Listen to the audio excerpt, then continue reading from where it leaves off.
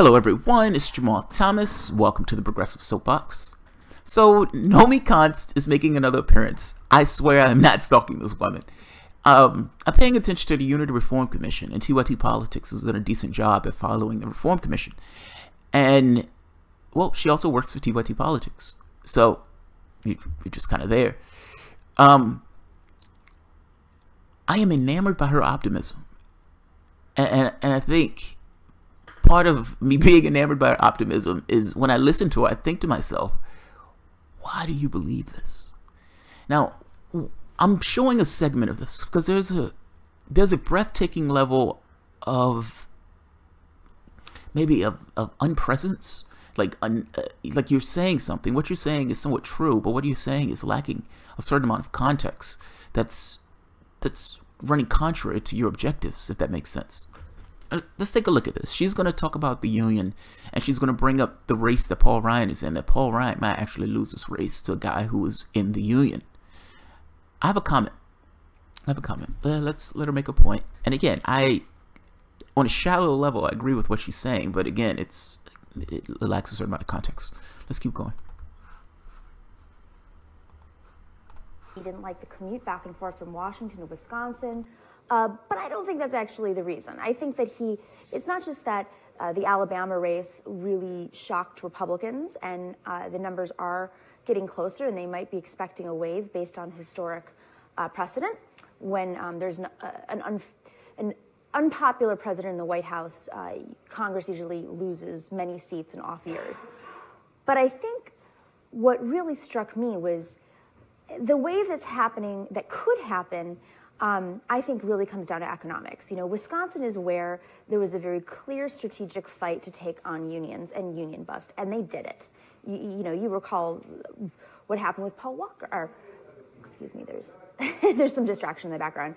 You remember all of what was going on with the union busting in Wisconsin. Now, this was all strategic and, frankly, very much Koch-inspired Reaganomic types of politics, getting Republicans who aligned with libertarian values elected, not just in Congress, not just in the Senate, not just to the presidency, but really all the way down to the legislatures, and taking these unions on at the local level.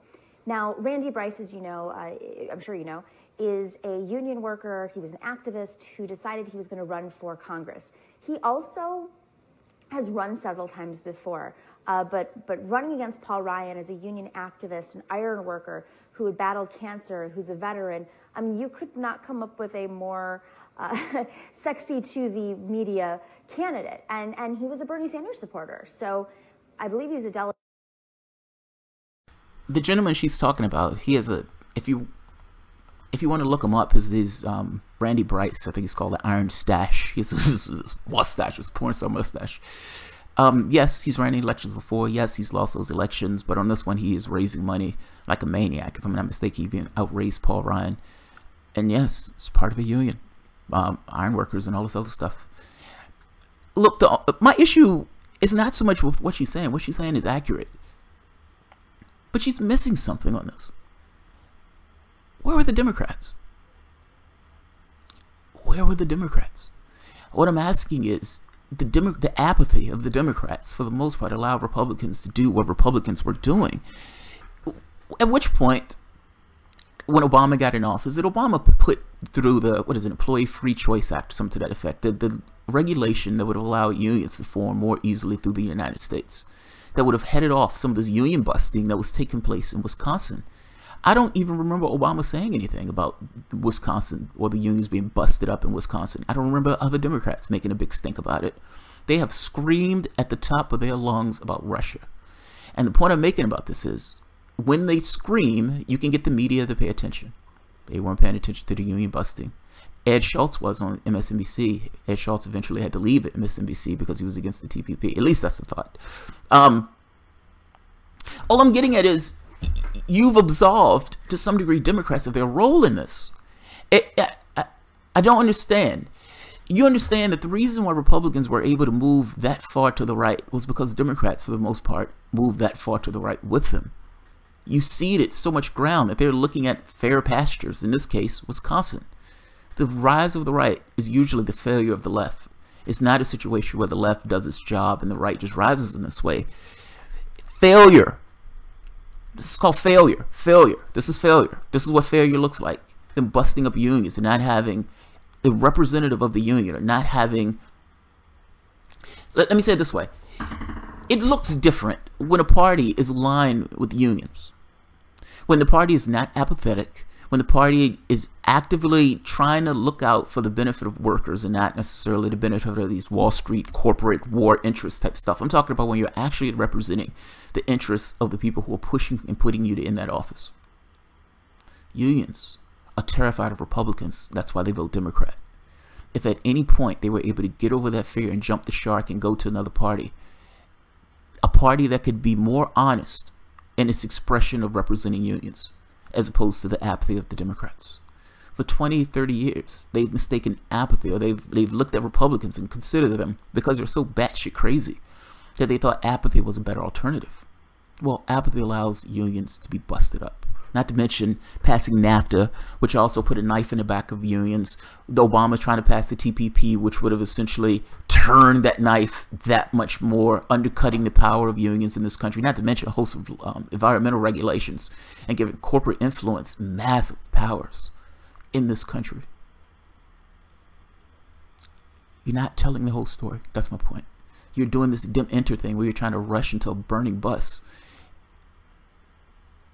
The reason why they could bust unions in this way was because of the failure of the Democrats to actually represent the interests of the people who represent them or who push for them. And there's another point to this, by the way. Like I said, the union busting was allowed just because of how weak Democrats were, how feckless. You can't represent your interests. You can't represent unions if you don't necessarily want to represent unions. It's like, come on. At some point, the Democratic Party realized we can game the system. And in the way that we can game the system, we don't have to do squat for unions. We have a big tent. We're going to focus on the part of the tent that's giving us a ton of cash. The unions will focus, would be with us. They would fight for us and stomp for us. Not because we're doing anything for unions. They'd do it for the same reason that blacks vote for us. They're terrified of the other guy. They're terrified of the other guy. Bask in our apathy. Bask in our apathy. Because the other guys will actively come out to destroy you. And yeah, that's what you saw in Wisconsin. So I am happy that the Iron Stash is running in this way. I love the fact that this guy used to be part of a union and is trying to get into Congress. That much better that it's taken out Paul Ryan. But let's not let Democrats off the hook for their many failures, including the failure to actually represent labor. And one more point here, and I think this point is immensely important. Right now, Democrats have gone with a strategy of Trump is sexist and Trump needs to step down because he's sexist. This is after screaming at the top of their lungs after Hillary Clinton lost to the reality show hosts that Hillary Clinton didn't want to take the blame, so she said it was Trump and Russia. The news media jumped on this thing of Trump and Russia. At no point did they produce smoking gun evidence making the connection. And even if they could, which they did not because they didn't have, the FBI never actually looked at their servers. But even if they could, ultimately what you're telling me is Russia hacked into the DNC, exposing information, essentially cheating in the election, giving evidence, true factual evidence that the Democratic Party cheated Bernie Sanders. How dare they cheat us in this election in the way that we cheated Bernie Sanders. Yeah. All I'm saying is they went from Trump and Russia to Trump and Nazis, back to Trump and Russia when the Trump and Nazis thing wasn't working. When the Trump and Russia, all of these new stories came out and all of this fake news making a link that never existed at all. Joy Behar. Yes, we got him. We got him. Yeah, that was fake news. That was fake news. You lied to your audience. That was fake news. And it always goes in one direction with Donald Trump being guilty within the fake news stuff. When we couldn't find a link, or when they couldn't find a link to that, they bounced to, hey, get Al Franken out, get Conyers out, get those perverts out. And let's try to take the moral high ground and jump on this Me Too bandwagon. Me Too, us too, the Democratic Party, us too. Donald Trump needs to resign because Donald Trump is a sexual predator. Donald Trump is a sexual predator. And Bernie Sanders was dismissive to his wife, Jane. But right now we're talking about Donald Trump. We're talking about Donald Trump. Do you understand, Nomi, And I'm not saying this because I dislike Nomi. I like her a lot. Well, I don't like her, dislike her. Yeah, I have no feelings for her. I don't know who Nomiki is. I mean, I'm just going by the pleasant person who's interacting on the screen. You understand that they just had a no-neck million billionaire, how much money ever he has, some plutocrat, come on MSNBC, perfectly feeling safe to say that I was fucking angry, good for fucking you, and Democrats saying he called Nancy Pelosi and Chuck Schumer and told them to shut the hell up about this class stuff. Now, at one point, Democrats was, we have a better deal, we have a better deal, we have a better deal. Nobody knew what that better deal was, but they had a better deal. Tom Perez still screaming about his values. Again, nobody knows what those values are. But ultimately, this weak, feckless party that in no way understood what it represented or what it stood for, jumped on to this idea of economics because Bernie Sanders was screaming about economics. They didn't scream about it that much, though. I'm talking about Democrats in this case. Nobody knew what the better deal was. And ultimately, what it boiled down to, when brass tacks came about, that donor, their donor, said, shut up about class. And what they did was shut up promptly about class. And he went directly to Donald Trump is sexist. We're with the resistance. Us too. Us too. The conversation that you're having right now about Randy Bryce, the Iron Stash, that guy, saying he's in a union and all this other stuff. That's great, and you're right, the topic is about economics, but your party has ostensibly did everything that they could to not talk about economics, and then to be cuckolded in this way by some billionaire to tell them to shut the hell up. This is an amazing thing. This is all I'm saying. I understand that you're euphoric and you're happy about the dementor thing, but the party that you're stomping for, that you're representing, is out there. The Republicans are putting out a tax bill that's going to put $1.5 trillion of debt. These guys have been screaming at the top of their lungs to every mic that they could find that they would bleed on the flag because they want to fight debt. And the moment that Trump gets elected, $9 trillion on the debt. Not to mention another $1.5 trillion that they're putting on the debt to give people money that don't need it. 60% of those tax cuts is going to 1% of the population. That's fucking amazing. That is amazing.